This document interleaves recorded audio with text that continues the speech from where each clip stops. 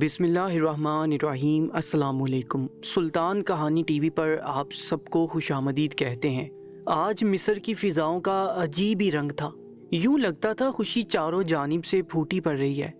مصر کے بیچوں بیچ میں سلطان کا محل کھڑا تھا، جس کی دیواریں خاموش تھیں، مگر اس کے اندر عجیب خوشیوں بڑی گہما گہمی تھی۔ لوگ باغ پڑ رہے تھے، جیسے انہیں کسی انجانی سی چیز کی بے حد خوشی تھی۔ محل کے باہر رعایا کی ایک بڑی تعداد جمع تھی، یہ کسی خاص خبر کی منتظر تھی۔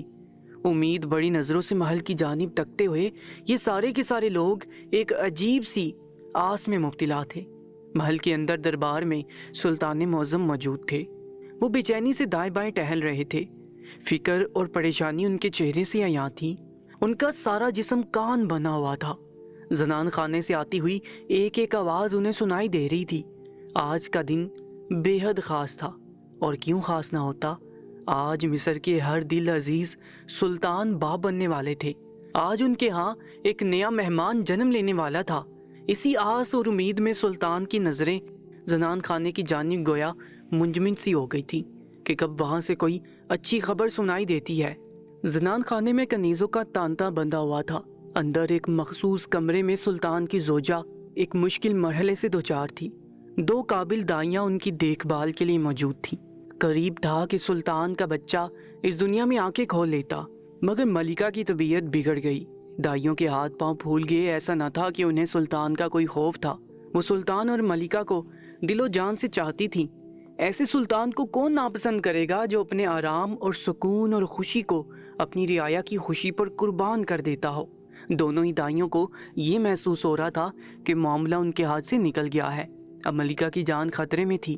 سلطان کو اطلاع دے دی گئی تھی۔ سلطان نے جب یہ سنا کہ ان کی عزیزت جان ملکہ ان کے بچے کو جنم دیتے ہوئے موت کے منہ میں جانے والی ہے، تو سلطان نے حسب معمول نماز سے مدد لی۔ وہ جانتے تھے کہ ہر مصیبت اور مشکل کے وقت نماز اور صدقے سے مدد لینی چاہیے۔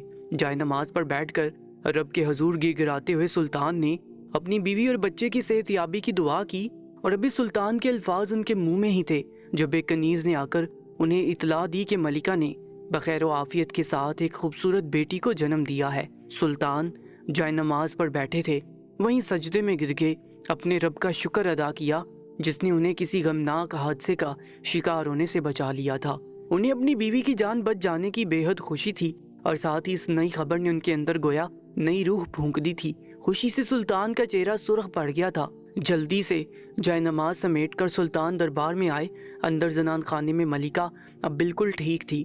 دائیوں نے بچی کو نہلا کر اسے خوبصورت کپڑوں میں لپیٹ دیا تھا۔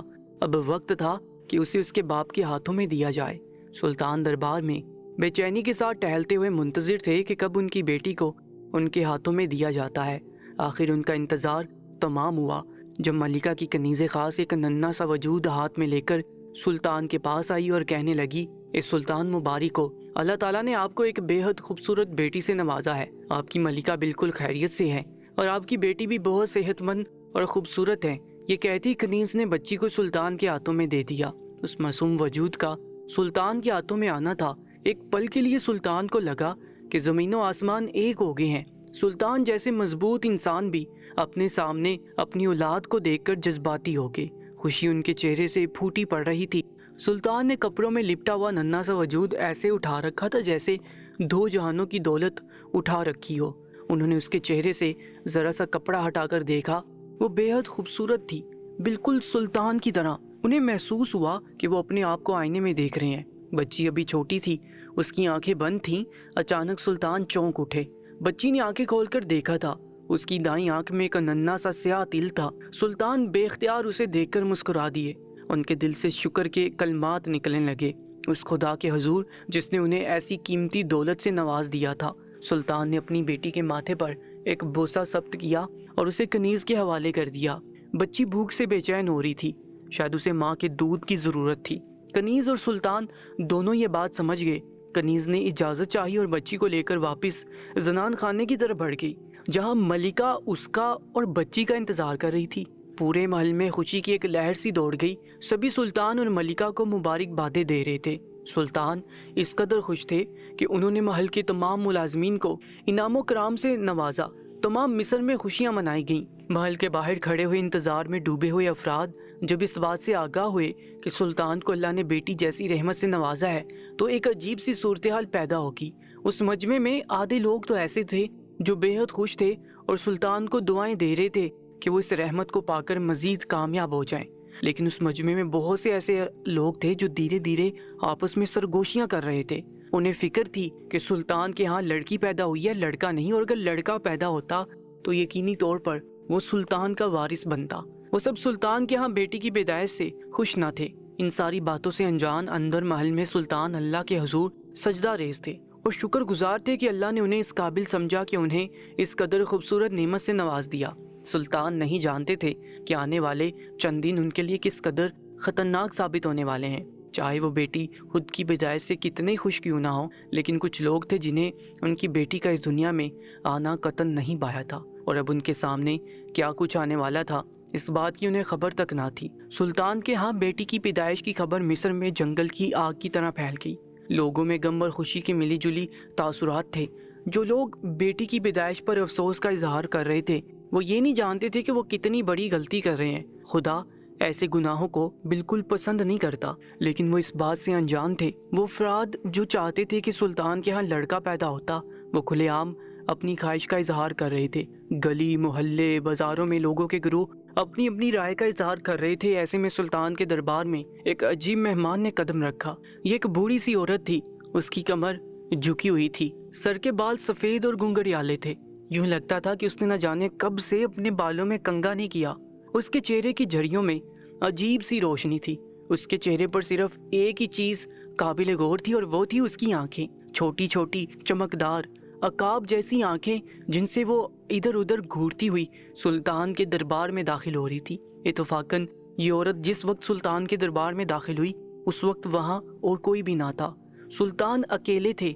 ये औरत सीधा चलते हुए सुल्तान के सामने जा पहुंची। उसने सुल्तान को ताज़ीम पेश की। सुल्तान ने जब एक बूढ़ी औरत को अपने सामने देखा तो उन्हें हैरत हुई और उन्होंने पूछा, ए खातून, इस उम्र में आपको मेरे पास कौन सी दरख्वास्त खींच कर ले आई है? मुझे अपने मसले से आगाह करें ताकि मैं आपकी मदद कर सकूं। आप मेरी माँ की उम्र की हैं। आपकी मदद करके मुझे दिली खुशी होगी। आम तौर पर सुल्तान जब इस लहजे में किसी से मुखातिब होते तो फरियादी खुशी से खिल उठता था और जल्दी अपनी फरियाद बयान करने लग जाता था। मगर उस बूढ़ी औरत के चेहरे पर सुल्तान की बात सुनकर भी खुशी की कोई रिमक ना उभरी, बल्कि वो तंजिया अंदाज में मुस्कुराई और कहने लगी, ए सुल्तान, मदद की ज़रूरत मुझे नहीं बल्कि तुम्हें है। तुम कैसे सुल्तान हो जिसके घर मुसीबत ने जन्म ले लिया है और वह खुशी खुशी यहाँ बैठा है ताकि दूसरों के मसले हल कर सके। क्या तुम्हें अंदाज़ा नहीं है कि खुदा ने तुम्हारे साथ क्या किया है? बुढ़िया की इस बात ने सुल्तान के माथे पर शिकने बखेर दी। सुल्तान ने कहा, क्या कह रही हो ए खातून? पहेलियां मत बुझवाओ। जो कुछ कहना चाहती हो साफ साफ कहो। आखिर मैं कौन सी मुसीबत में गिरफ्तार होने वाला हूँ? बुढ़िया एक बार फिर तंजिया अंदाज में मुस्कुराई और कहने लगी, पहला सुल्तान देखा है जो अपने यहाँ बेटी की पैदाइश पर इस कदर खुश है। असूली तौर पर तो आपके यहाँ आपके वारिस को जन्म लेना चाहिए था, लेकिन ये आपकी बदकिस्मती है कि आपके घर एक बेटी पैदा होगी है। आखिर उस बेटी का आप क्या करेंगी? एक वक्त आएगा जब ये ब्याह कर दूसरे घर चली जाएगी और आपकी वरासत और सल्तनत बेनामो निशान रह जाएगी। मैं यहाँ आपको एक मशवरा देने की नीयत से आई हूँ, जिस मशवरे की आपको बेहद ज़रूरत है। अभी उस बुढ़िया ने यहाँ तक की बात कही थी कि सुल्तान गज़बनाक हो गए। उनका चेहरा गुस्से के मारे सुर्ख हो गया। आखिर ये औरत कैसी औरत है जो एक बेटी को मुसीबत कह रही है? सुल्तान ने उस औरत को मुखातिब किया और कहा, ए खातून, अगर तू मेरी माँ की उम्र की ना होती तो मैं तुझे बताता कि एक मासूम बच्ची को मुसीबत कहने की सजा क्या होती है। बेटा या बेटी खुदा की मर्जी से जन्म लेते हैं और दोनों ही औलाद के रूप में नेमतें हैं। मुझे कोई एतराज नहीं। मेरे यहाँ एक ही बजाय अगर 10 बेटियां भी हो जाएं तो वारिस देना या ना देना खुदा का काम है। और कौन सी जायदाद, कैसी दौलत, ये सब खुदा की दी हुई देन है। वो जब चाहे मुझसे छीन सकता है। मैं किस खुशी में उसके वारिस मुकर्रर करता फिरूं? मुझे तुम्हारे किसी मशवरे की जरूरत नहीं। बुढ़िया जान गई कि सुल्तान गुस्से में आगे हैं। उसने अपने हाथ में पकड़ी लाठी को दूसरे हाथ में मुंतकिल किया। कहने लगी, ए सुल्तान, मुल्क अस्कलान में एक शख्स हिकमत जानता है। अगर उसके पास कोई अपनी 1 या 2 रोज की बच्ची को ले जाए तो वो उसे लड़के में तब्दील करके वापस कर देता है। मैं यहाँ तुम्हें मशवरा देने की नीयत से आई थी। तुम्हारी भलाई चाहती हूँ। अगर तुम चाहो तो अस्कलान जाकर अपनी बेटी को लड़के में बदलवा सकते हो। اس لیے تمہیں آج یا کل ہی وہاں جانا پڑے گا. میرا کام تمہیں اطلاع کرنا تھا، باقی آگے تمہاری مرضی. بڑھیا نے اپنی بات مکمل کی اور پلٹ کر دربار سے جانے لگی.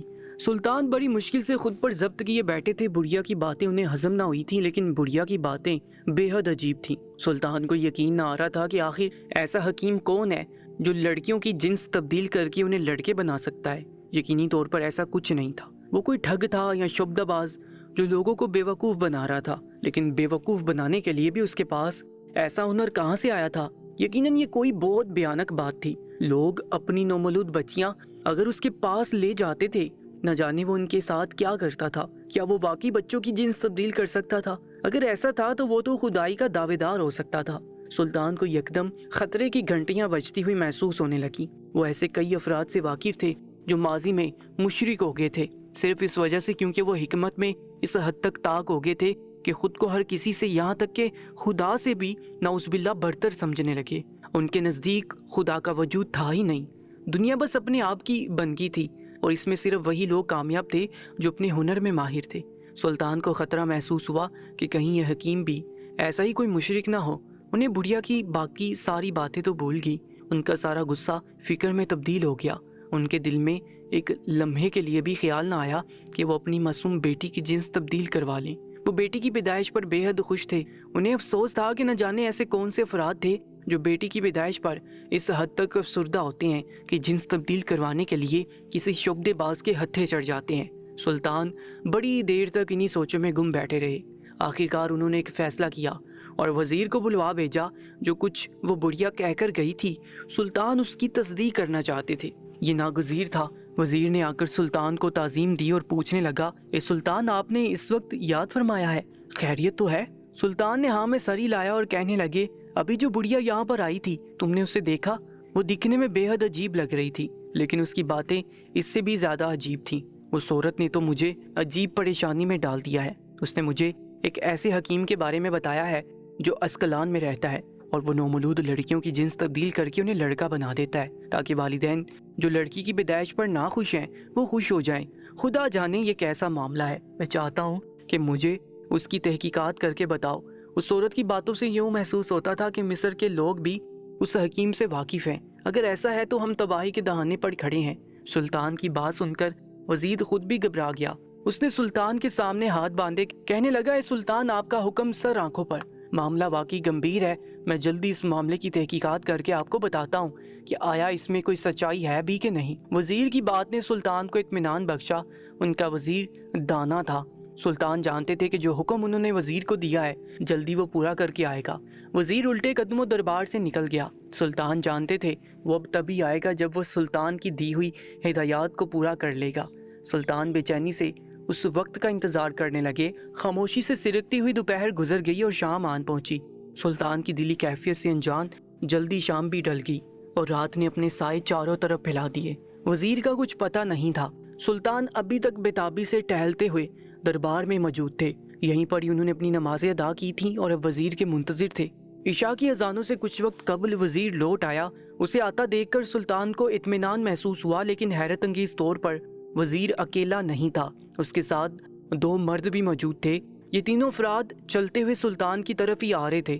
وزیر کے ساتھ آنے والے دونوں مرد بھی اکیلے نہ تھے. دونوں میں سے ہر ایک نے اپنے ہاتھ میں ایک ننھے بچے کی انگلی کو تھام رکھا تھا. جب چلتے ہوئے یہ سارے افراد سلطان کے سامنے آ پہنچے تو سب نے سلطان کو بیک وقت سلام کیا. سلطان نے ان سب کے سلام کا جواب دیا اور وزیر کی طرف سوالیہ نظروں سے دیکھنے لگے. اے وزیر، کیا تم ان تمام سوالوں کے جوابات لے آئے ہو جو میں نے تمہیں لانے کے لیے کہا تھا؟ اور تمہارے ساتھ آنے والے یہ دونوں مرد کون ہیں اور تم انہیں اپنے ساتھ کیوں لے کر آئے ہو؟ سلطان کی نظریں دونوں چھوٹے بچوں پر جمی تھیں، نماز سمیت سے، جو سلطان کی جانب دیکھ رہے تھے. ایسے میں وزیر نے جواب دیا، سلطان، آپ کی بات 100% درست تھی. ملک اسکلان میں واقعی یہ ایک ایسا حکیم موجود ہے جو نومولود بچیوں کی جنس تبدیل کر کے انہیں لڑکا بنا دیتا ہے. لوگ جوگ در جوگ اس کے پاس جاتے ہیں کیونکہ کوئی بھی بیٹی کی پیدائش پر خوش نہیں ہوتا. ہر کوئی اپنے گھر کا وارث چاہتا ہے اور اولاد نرینہ کی خواہش میں یہ افراد اپنی نومولود بچیوں کو اس حکیم کے ہاتھوں میں دے دیتے ہیں. نہ جانے وہ حکیم کس جادو کے زور سے انہیں لڑکا بنا دیتا ہے. مصر میں مجھے کئی ایسے گھرانے ملے جن کو اولاد نرینہ کی خواہش تھی اور انہوں نے اس حکیم سے رجوع کیا. ان کے بقول ان کی خواہش پوری ہوئی اور ان کے ہاں پیدا ہونے والی بچی کو اس حکیم نے لڑکا بنا دیا۔ یہ دونوں افراد بھی ایسے ہی ہیں اور ان کے ساتھ موجود یہ دونوں بچے ایسے ہی لڑکے ہیں جو پیدا ہوتے وقت تو لڑکیاں تھیں، لیکن حکیم انہیں تبدیل کر کے لڑکا بنا دیا۔ بات تو نہ سمجھ میں آنے والی تھی، لیکن وزیر کے ساتھ آنے والے دونوں مردوں نے وزیر کی بات کی تائید کی اور کہنے لگے، سلطان، اس وزیر نے جو کچھ کہا ہے بالکل ٹھیک کہا ہے۔ میری 5 بیٹیاں تھیں اور میں اولاد نرینہ کی خواہش میں گلا جا رہا تھا۔ سب کہتے تھے کہ اولاد نرینہ میری قسمت میں ہی نہیں اور بغیر وارث کے ہی مر جاؤں گا۔ تب مجھے کسی نے ملک اسکلان میں اس حکیم کا بتایا۔ جو ہی میری بیٹی پیدا ہوئی میں اسے لے کر ملک اسکلان جا پہنچا اور اس حکیم کے حوالے کر دی۔ حکیم بہت ہی برگزیدہ اور اللہ کا پہنچا ہوا شخص ہے۔ اس نے میری بیٹی کی جنس تبدیل کر کے اسے لڑکا بنا دیا۔ اب میں بے حد خوش ہوں۔ ایسی کہانی دوسرے مرد کی تھی۔ سلطان نے اپنا سر پیٹ لیا۔ آخر یہ کیسے ممکن تھا؟ سلطان سے مل کر یہ دونوں مرد تو اپنے گھر واپس چلے گئے۔ اب دربار میں صرف وزیر کے ساتھ سلطان موجود تھے۔ معاملہ جیسا نظر آ رہا تھا سلطان اس کو نظر انداز بھی نہیں کر سکتے تھے۔ سلطان گہری سوچوں میں گم ہو گئے۔ آخر سوچتے سوچتے ان کے ذہن میں ایک انوکھی ترکیب آئی۔ اس حکیم کی اصلیت معلوم کرنے کا بس ایک ہی طریقہ تھا اور سلطان کو وہ طریقہ اچھی طرح سے آتا تھا۔ سلطان نے وزیر کو حکم دیا کہ ملک میں کوئی ایسا شخص تلاش کرو جس کے ہاں آج ہی کسی بیٹی کی ولادت ہوئی ہو۔ جب سلطان نے وزیر کو یہ حکم دیا تو وزیر جان گیا کہ سلطان کے دماغ میں کیا چل رہا ہے۔ وزیر سلطان سے رخصت لے کر چلا گیا۔ ذرا ہی دیر گزری تھی کہ وزیر اپنے ساتھ سلطان کا ایک سپاہی لے کر حاضر ہو گیا۔ جب سلطان نے وزیر کے ساتھ محل کے ایک سپاہی کو آتے دیکھا تو انہوں نے سوالیہ نظروں سے وزیر کی جانب دیکھا۔ وزیر کہنے لگا، اے سلطان، مجھے ملک میں ڈھونڈنے کی ضرورت ہی نہیں پڑی، اپنے محل میں ہی آپ کا مطلوبہ بندہ موجود ہے۔ یہ ہمارا ایک بے حد خاص سپاہی ہے، یہ کچھ دن سے چھٹیوں پر تھا۔ مجھے یاد آ گیا کہ اس کے ہاں بچے کی ولادت متوقع تھی، اس لیے میں نے اس سے پوچھنا مناسب سمجھا اور اچھا ہی ہوا کہ میں نے اس سے پوچھ لیا، کیونکہ آج ہی کے دن اس کے ہاں ایک پیاری سی بیٹی نے جنم لیا ہے۔ یہی آپ کا مطلوبہ شخص ہے۔ سلطان کو بے حد خوشی ہوئی کہ جو وہ چاہتے تھے وہ ہو گیا اور مطلوبہ بندہ بھی ان کا وفادار ہی نکلا۔ انہوں نے سپاہی کو مخاطب کیا اور کہنے لگے، میرے بھائی، مجھے تمہاری مدد کی ایسے ضرورت ہے۔ میں چاہتا ہوں کہ تم اپنی ننھی بچی کو لے کر میرے ساتھ ملک اسکلان چلو۔ حالانکہ یہ ظلم ہے کہ میں اتنی ننھی سی بچی کو اس کی ماں سے جدا کروں، لیکن یہ کئی بچوں کے مستقبل اور ان کی زندگی کا سوال ہے، اس لیے صرف ایک دن کے لیے اپنے دل پر پتھر رکھ لو اور اس بچی کو لے کر میرے ساتھ چلو۔ اس کے دودھ کا بندوبست میرے ساتھ موجود کنیزیں کر دیں گی۔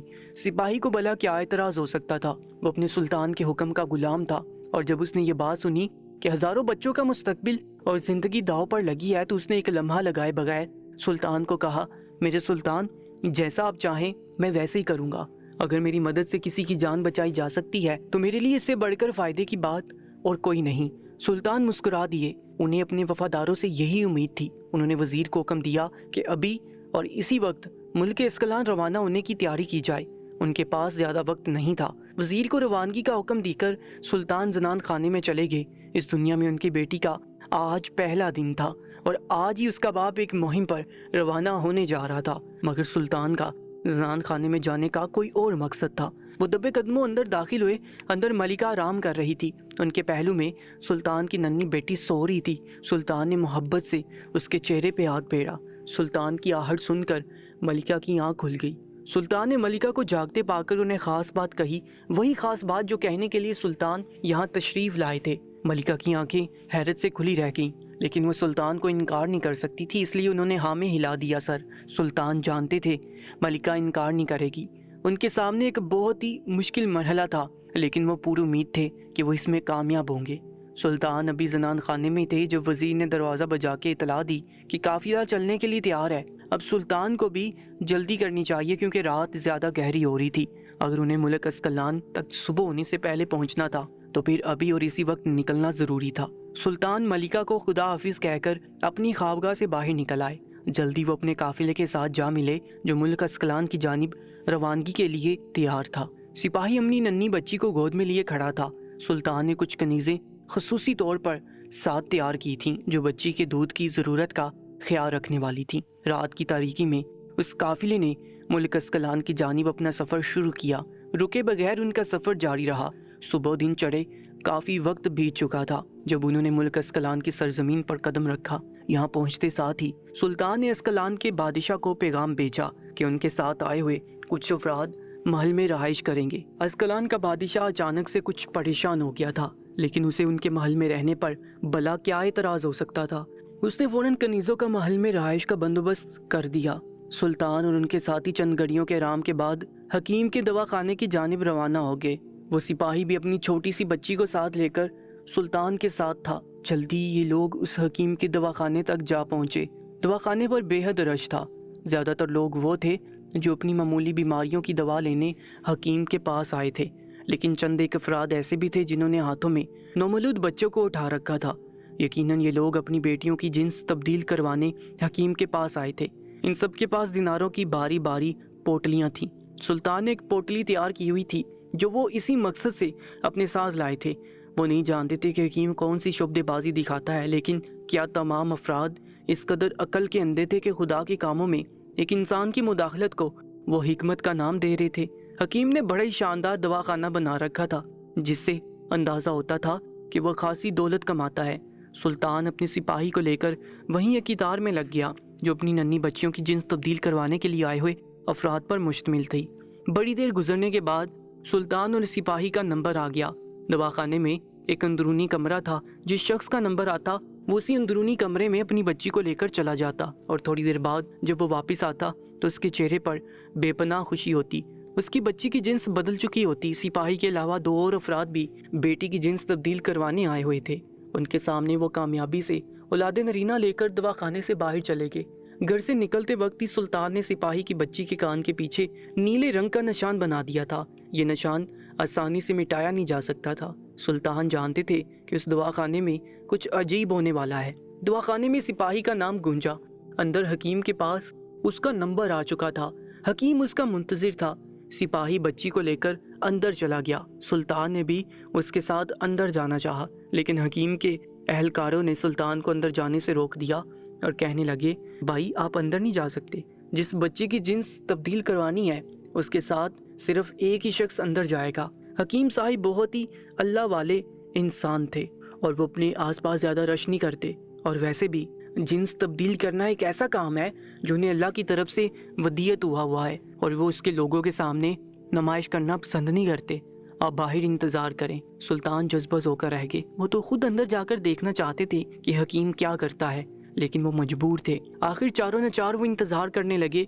चंद घड़ियां गुजरी थीं कि सिपाही वापस आ गया। सुल्तान को सिपाही को देखकर अजीब सा एहसास हुआ। उसके हाथ में एक नन्हा सा वजूद था। सुल्तान ने बेताबी से आगे बढ़कर देखा, कपड़े वही थे जो उन्होंने बच्ची को पहना रखे थे, मगर हैरत अंगेज तौर पर सिपाही की गोद में बेटी नहीं बेटा था। उनका काम पूरा हो चुका था। हकीम ने सिपाही से मतलूबा रकम ऐंठ ली थी, इसलिए एहलकारों ने सुल्तान और सिपाही को दवाखाने से बाहर निकाल दिया। ये कह कर के दवाखाने में रश बढ़ रहा है। बाहर निकलती सुल्तान ने सिपाही के हाथ से बच्चा झपट लिया और उसका कपड़ा हटाकर कान के पीछे देखा। सुल्तान का शक बिल्कुल दुरुस्त था। बच्चे के कान के पीछे कोई निशान ना था। सुल्तान ने बच्चे की जिन्स का मुआयना किया। वो एक मुकम्मल लड़का था। सुल्तान को फौरन सारे खेल की समझ आ गई। हकीम ने बच्चा बदल दिया था। सिपाही की बेटी को अपने पास रख लिया था, और जो बच्चा सिपाही को देकर बाहर भेजा था वो लड़का था। सुल्तान ने सिपाही से पूछा, मुझे बताओ अंदर क्या हुआ था। सिपाही ने दोनों हाथों से अपना सर थाम लिया जैसे वो चकरा रहा हो। कहने लगा, ए सुल्तान, मुझे कुछ समझ नहीं आ रहा कि अंदर दाखिल होने के बाद क्या हुआ। जैसे ही मैं अंदरूनी कमरे में दाखिल हुआ, मुझे एक तेज खुशबू महसूस हुई और मेरी आंखों के आगे ऐसे अंधेरा सा छाने लग गया। मुझे कुछ दिखाई देना बंद हो गया। एक शख्स ने आगे बढ़कर बच्ची मुझसे ले ली और वहीं अंदर एक दाढ़ी वाला शख्स बैठा था। शायद वही हकीम था। उसके हवाले कर दी। हकीम ने बच्ची को पकड़ लिया और फिर मुझे कुछ समझ नहीं आई। मेरा सर बहुत ज़्यादा चकराने लग गया। कुछ देर बाद उन्होंने बच्चा मेरे हवाले किया, मुझे कमरे से बाहर निकाल दिया। जो दिनारों की पोटली मैं अंदर लेकर गया था वो भी उन्होंने मुझसे ले ली। इतना कहकर यह सिपाही बेहद परेशान हो गया। उसने सुल्तान से कहा, इस सुल्तान, मैंने आपके भरोसे पर अपनी बच्ची यहाँ लाई थी, लेकिन अब मेरी बच्ची मेरे पास नहीं है। खुदारा मुझे बताएं, इसे कोई नुकसान तो ना पहुँचेगा। सुल्तान ने जब सिपाही की परेशानी देखी तो उसके कंधे पर हाथ रखकर तसल्ली देने लगे। कहने लगे, तुम बिल्कुल फिक्र मत करो, मैं अपनी पूरी तैयारी के साथ आया हूँ। मैं जानता हूँ यहाँ पर ऐसे ही कोई खेल हो रहा है। आखिर ये हकीम कोई खुदा नहीं जो बच्चों की जिन्स बदल दे। जो भी शख्स इसके पास अपने बच्चे की जिन्स तब्दील करवाने के लिए आता है वो बच्चा बदल कर उसके हवाले करता है। यही वजह है कि इसने एक शर्त रखी है कि बच्चा 1 या 2 दिन का हो, क्योंकि इतने छोटे बच्चे की शक्ल पर वालिदैन ज़्यादा गौर नहीं करते। वो इसी खुशी में अंधे हो जाते हैं کہ ان کی اولاد نرینہ کی خواہش پوری ہوگی ہے۔ اگر بچہ 2 یا 3 دن سے زیادہ بڑا ہو تو اس کی شکل والدین کو یاد ہو جاتی ہے اور پھر اسے تبدیل کر کے والدین کو دھوکہ دینا ناممکن ہو جاتا ہے۔ لیکن آخر حکیم کے پاس اتنے سارے نومولود لڑکے آتے کہاں سے تھے؟ یہ وہ سوالات تھے جن کے جواب سلطان کے پاس نہیں تھے۔ یہ سب خود حکیم ہی بتا سکتا تھا، مگر ظاہر ہے وہ یہ سب اتنی آسانی سے بتانے والا نہیں تھا۔ گھی نکالنے کے لیے سلطان کو اب انگلیاں ٹیڑھی کرنے کی ضرورت تھی۔ سلطان نے سپاہی کو تسلی دے کر اسے کہا، میرا تم سے وعدہ ہے، آج رات سے پہلے تمہاری بیٹی تمہارے پاس پہنچ جائے گی۔ سلطان کی بات سن کر سپاہی کے چہرے پر ایک اطمینان بخش تاثر پھیل گیا۔ اسے اپنے سلطان پر پورا بھروسہ تھا۔ سلطان نے اپنا بیس بدل رکھا تھا۔ اب کی بار انہوں نے اپنے چہرے سے وہ ساری تبدیلیاں ہٹا دیں جو انہوں نے کر رکھی تھیں، اور انہوں نے پیچھے مڑ کر ایک جانب دیکھتے ہوئے ایک مخصوص اشارہ کیا۔ سپاہی کو سمجھ نہ آ رہی تھی کہ آخر سلطان یہ سب کچھ کیوں کر رہے ہیں، لیکن اس وقت اس کی حیرت کی انتہا نہ رہی جب ایک دیوار کی اوٹ سے وزیر نکلتا ہوا دکھائی دیا۔ وزیر کے ہاتھ میں ایک چھوٹا سا نومولود بچہ تھا۔ قریب آنے پر سپاہی کو اندازہ ہوا کہ وزیر کی یہاں موجودگی سے سلطان پہلے سے واقف تھے، بلکہ سلطان ہی کے حکم پر وہ یہاں پر چھپ کر کھڑا تھا۔ لیکن سلطان کو اندازہ تھا کہ حکیم کے دواخانے میں کیا صورتحال پیش آنے والی ہے، لیکن اب سلطان کیا کرنے والے تھے؟ سلطان نے آگے بڑھ کر وزیر کی گود سے وہ ننھا بچہ لے لیا۔ جب انہوں نے اس بچے کے چہرے سے کپڑا ہٹایا تو سپاہی یہ دیکھ کر ششدر رہ گیا کہ وہ ننھا بچہ کوئی اور نہیں بلکہ سلطان کی 1 روز پہلے پیدا ہونے والی بیٹی تھی۔ سلطان نے سپاہی کے چہرے پر حیرت دیکھی تو مسکرا دیے، کہنے لگے، تمہیں کیا لگا تھا کہ میں قربانی دینے کے لیے صرف تمہاری بیٹی ہی یہاں تک لاؤں گا؟ میرا اصل مقصد کچھ اور تھا۔ اس کے لیے مجھے 2 بچوں کی ضرورت تھی۔ ایک دفعہ میں صرف حکیم کا طریقہ کار دیکھنا چاہتا تھا، اب جبکہ میں جانتا ہوں کہ وہ دوگلا ہے اور دھوکے سے لوگوں کی بچیاں ہتھیار رہا ہے، تو اب کی بار میں اس کو سبق سکھانے کے لیے اندر جاؤں گا، اور اس بار میری بیٹی بھی میرے ساتھ جائے گی۔ سلطان کی اس بات نے سپاہی اور وزیر دونوں کو بہت متاثر کیا۔ سلطان اپنی پوری تیاری کے ساتھ آئے تھے۔ انہوں نے اپنی بچی کو اپنی گود میں لیا اور حکیم کے دواخانے کی جانب قدم بڑھا دیے۔ اس بار وہ اکیلے ہی اندر جا رہے تھے کیونکہ سپاہی پہلے ہی اندر جا چکا تھا اور حکیم اسے پہچانتا تھا۔ اب کی بار سلطان خود حکیم سے سامنا کرنا چاہتے تھے۔ سلطان کے ذہن میں رہ رہ کر یہی سوال اٹھ رہے تھے کہ یہ حکیم آخر نومولود بچوں کے ساتھ کیا کرتا ہے، اور جو نومولود بچے یہ والدین کے حوالے کرتا تھا وہ کہاں سے لاتا تھا؟ دونوں ہی صورتوں میں معصوم بچے اپنے والدین سے بچھڑ جاتے تھے اور یہ ایک بہت بڑا ظلم تھا۔ سلطان دواخانے میں داخل ہوا تو جنس تبدیل کروانے والے شخص اب واحد وہی تھے۔ بہت سے افراد ابھی بھی دواخانے میں موجود تھے جو کہ دیگر مسائل کے لیے حکیم سے دوا لینے آئے تھے۔ سلطان خاموشی سے اپنی باری کا انتظار کرنے لگے۔ حکیم کے اہلکار دواخانے میں گھوم رہے تھے، مگر انہوں نے سلطان کو نہ پہچانا کیونکہ پہلے تو سلطان نے بھیس بدل رکھا تھا اور اب سلطان اپنے اصلی حلیے میں تھے۔ جب سلطان کی باری آئی تو ہر اہلکار آگے بڑھا اور وہ سلطان کو لے کر مطب کے اندرونی حصے میں جانے لگا۔ سلطان خاموشی سے اس کے ساتھ ساتھ چلنے لگے۔ جیسے یہ لوگ دواخانے کے اندرونی کمرے میں پہنچے جہاں پر حکیم موجود تھا، سلطان کو اندر قدم رکھتے ہی ایک تیز خوشبو محسوس ہوئی۔ سلطان نے پوری کوشش کرتے ہوئے اپنی سانس روک لی۔ وہ اس خوشبو سے بچنا چاہتے تھے، جانتے تھے کہ یہ خاص معطل کرنے والی ہے، اور اگر یہ خوشبو ان کے دماغ پر حاوی ہو گئی تو آگے جو کچھ ہونے والا تھا اس سے بچنا ناممکن تھا۔ جنگ کے دنوں میں سلطان جب اپنی فوج کی سپہ سلاری کیا کرتے تھے تو اس دوران سانس روکنے کی مشق بھی سپاہیوں کو کروایا کرتے تھے۔ وہ خود کافی دیر تک سانس روکنے کے ہنر میں طاق تھے۔ یہی وجہ تھی کہ سلطان نے بڑی دیر تک اپنی سانس روکے رکھی۔ آخرکار کمرے میں چھوڑی گئی خوشبو کا اثر زائل ہو گیا۔ سلطان نے اداکاری ایسی کی جیسے ان کے ہاتھ مختل ہو گئے ہوں اور انہیں کچھ سمجھ نہیں آ رہا، مگر وہ سب کچھ واضح طور پر دیکھ رہے تھے۔ دواخانے کے اندر اس کمرے میں ایک شخص بیٹھا تھا جس کے چہرے پر داڑھی تھی۔ اس نے سفید لباس پہن رکھا تھا اور سر کے اوپر سفید ہی پٹی باندھ رکھی تھی۔ اندر آنے والا ہر اہلکار حکیم صاحب کہہ کر مخاطب کر رہا تھا۔ یقیناً وہی حکیم تھا۔ حکیم نے سلطان کو مخاطب کر کے کہا، یقیناً تم بھی اپنی بچی کو اولاد نرینہ میں تبدیل کروانے کے لیے میرے پاس لائے ہو۔ لاؤ جلدی سے، میرے مطلوبہ دینار میرے حوالے کر دو، اس کے بعد تمہارا کام شروع کر دیا جائے گا اور تمہاری بچی کی جنس بدل دی جائے گی۔ سلطان نے خاموشی سے دیناروں والی پوٹلی حکیم کے حوالے کر دی۔ حکیم نے پوٹلی لے کر ایک سائڈ پر رکھ دی اور بچی لینے کے لیے سلطان کے آگے ہاتھ بڑھا دیے۔ سلطان کے دل کی دھڑکنیں تیز ہو گئی۔ اپنی بیٹی کو کسی اور کے حوالے کرنے کا خیال ہی ان کے لیے جان لیوا تھا، مگر وہ جس مقصد کے لیے یہاں آئے تھے اسے پورا کیے بغیر یہاں سے جا بھی نہیں سکتے تھے۔ حکیم کے ملازم نے آگے بڑھ کر سلطان سے بچی لے لی اور اسے حکیم کے ہاتھوں میں دے دیا۔ حکیم نے گہری نظر سے سلطان کا جائزہ لیا سلطان نے تیزی سے خود کو چکراتا ہوا ظاہر کر دیا۔ حکیم مطمئن ہو گیا اور بچی کو لے کر ایک جانب بڑھ گیا۔ یہی وہ لمحہ تھا جب سلطان کو اندازہ ہوا کہ حکیم کے دواخانے میں ایک تہہ خانہ بھی ہے۔ حکیم اس تہہ خانے میں جانے لگا۔ سلطان کی بیٹی اس کے ہاتھ میں تھی۔ اسی لمحے سلطان نے حکیم کے ملازم پر حملہ کر دیا۔ سلطان نے اس قدر خاموشی سے اس کی گردن کی مخصوص رگ پر دباؤ ڈالا کہ وہ بغیر آواز کیے فرش پر ڈھیر ہو گیا۔ تہہ خانے میں جاتے ہوئے حکیم کو ذرا اندازہ نہ ہوا کہ دواخانے میں کیا ہوا ہے۔ سلطان نے اس ملازم کو دواخانے کے اس اندرونی کمرے کے کونے میں کیا اور خود دبے قدموں تہہ خانے میں داخل ہو گئے۔ حکیم تیزی کے ساتھ آگے بڑھتا جا رہا تھا۔ آخر وہ ایک کھلی جگہ میں جا پہنچا۔ یہ ایک بڑا سا حال نما کمرہ تھا۔ یہاں چھوٹے چھوٹے ڈبوں میں نومولود بچے لیٹے تھے، کچھ ڈبے خالی تھے۔